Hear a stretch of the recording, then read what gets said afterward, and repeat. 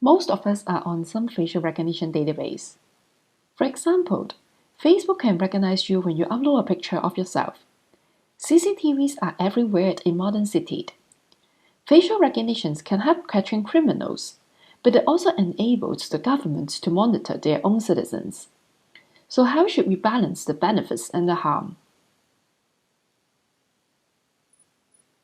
AI, like many other advanced technologies, have often been used to suppress their rivals. It can be used for undesirable ends. G.H. Hardy once said, "A science is said to be useful if its development tends to accentuate the existing inequalities in the distribution of wealth or more directly promotes the destruction of human life."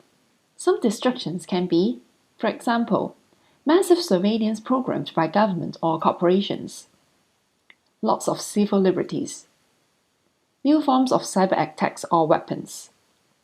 Adversarial perturbation is a technique to fool AI through malicious input by perturbing image with noise. This technique affects all the state-of-art neural network models. For example, in the picture you can see a pig, and then you add a little bit of noise to it.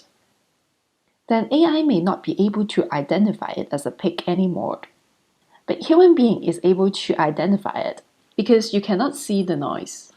Another example of adversarial perturbation is the full neural network model to classify a stop sign as a speed limit sign using graffiti. It would not raise drivers suspicious because it looks like a stop sign.